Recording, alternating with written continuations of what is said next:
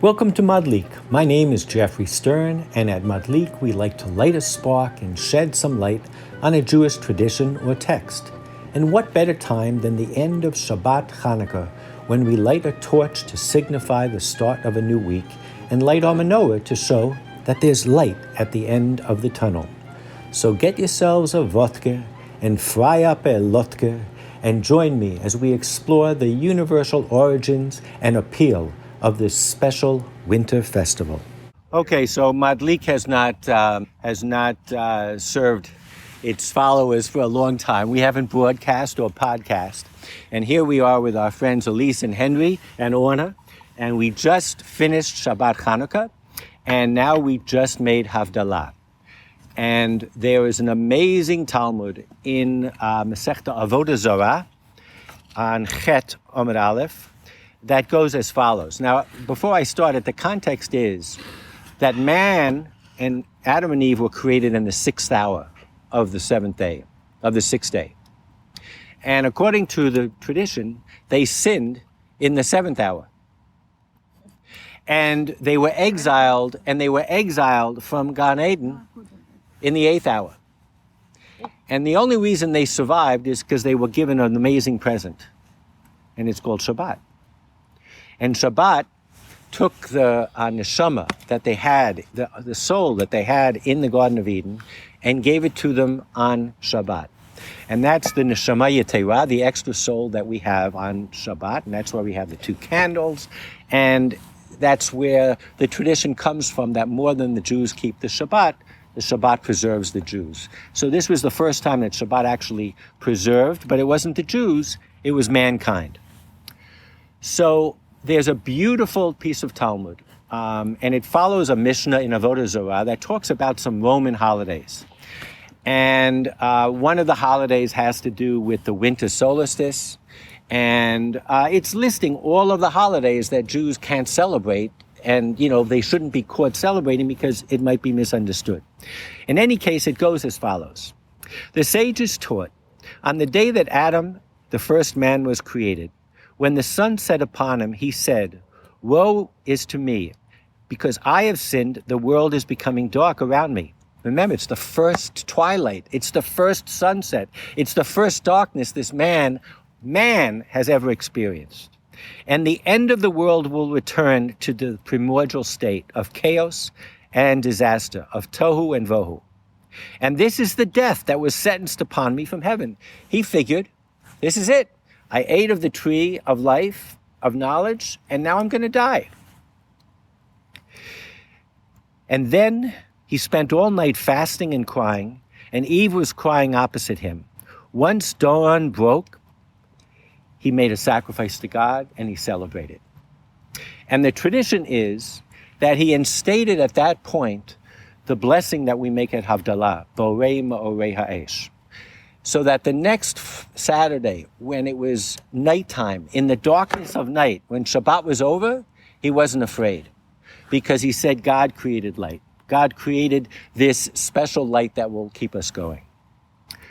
So that's a beautiful story about Havdalah. But there's a story that comes right before it in the Talmud that blew me away when I read it. And it takes that day and it translates it into a year. And it says, he sees the fall coming, and all of a sudden the days are getting shorter, and the nights are getting longer, and he says, it's happening. I'm getting punished now. When Adam, the first man, saw the day was progressively diminishing, he said, "Woe is to me, perhaps because I sinned, the world is becoming dark around me, and will ultimately return to tohu and vohu. And this is the death that was sentenced."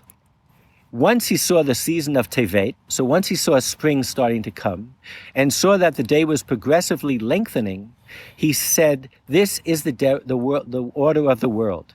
He went and observed a festival for 8 days. Upon the next year, he observed both these days. So he says these days will be festivities, and he established these festivals for the sake of heaven. But they, the Gentiles, established them for the sake of idol worship. So what is amazing about this piece of Talmud is, number one, it recognizes that this time of year, we're celebrating Hanukkah. Christians are celebrating with lights in every window. Africans are celebrating Kwanzaa with something that looks very... So this was a festival. These 8 days were a festival that predates the Maccabees. And whether this is really the truth or this is just a myth, but the idea is that the rabbis of the Talmud understood how universal the feelings of this time of year are. When it gets dark and we lose all hope of the light at the end of the tunnel. And so they are explaining, maybe retroactively, but they're explaining how the festival of Hanukkah is more universal and predates the story of finding the miracle of finding the last oil jar. And instead, we're celebrating, actually, what he said was, he was happy when he saw that this is the way of the world. We're not even celebrating a miracle. We're celebrating the way of the world, that it gets dark and then it gets light, whether on a daily basis or on an annual basis. But if you read it in the Hebrew, what's amazing is, for those of you who know the tradition, we follow Beit Hillel. Beit Hillel says you start the first night with one candle, and then you're mosif v'holech. You add a candle every night till it's 8 candles. Beit Shammai says you start with 8 candles, and every day you diminish a candle. In fact, you could argue that Beit Shammai and Beit Hillel are celebrating each one the different week of festivities. Meaning to say, Adam fasted for 8 days, and then he rejoiced for 8 days. And he said in honor of those 2 festivals, he would go ahead and commemorate it every year. So Beit Shammai is really saying that, as the tradition is, we take fast days and we turn them into the most joyous days. Like Tisha B'Av, when the Messiah comes, is going to be the most joyous days. So in Beit Shammai's position, it was, we have to recognize, even in the darkness, that one day there will be light. And it might even be the more profound position.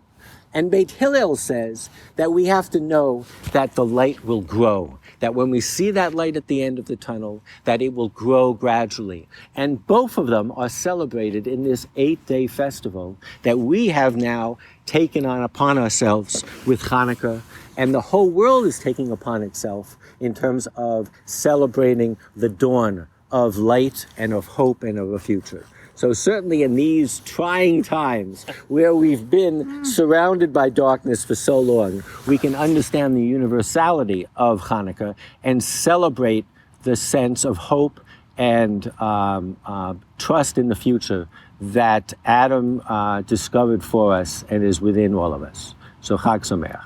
Chag Sameach. That's good. I love it.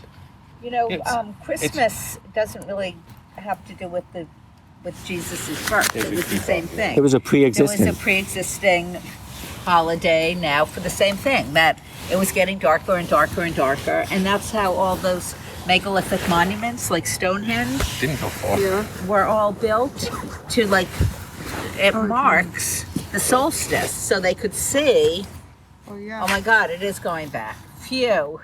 Yeah. And that was how we were able to start to have agriculture. Because until we understood, like, each moon in its season, you know, and what the seasons were and what they brought, then we could have bigger societies. Yeah. No, it's amazing. The biggest problem the rabbis had is understanding why it was 8 days. And that's why they created this concept of the oil. But it didn't exist before. But somehow or other, there was this 8-day holiday. Yeah. And one of the answers is actually kind of cool if you think about it, Henry. They say that actually it was a celebration of Sukkot, meaning to say they were robbed of Sukkot. It was the last major holiday. They came in, they redeemed the temple, and they celebrated Sukkot Sheni, which is the only holiday that's 8 days. Wow. Yeah. So, I mean, all of these... What about Passover?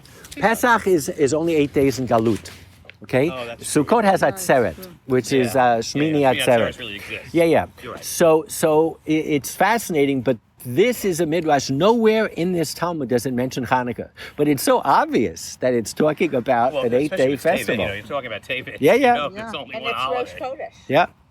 Did we listen to Shul today? We started. We like to end our podcast with a specially chosen song, and today I am overjoyed to play for you Tzvika Pick's rendering of the song Let the Sun Shine in Hair. And this was one that I heard live in Israel as a teenager when I went to see Sa'ir, Hair in Hebrew. Enjoy.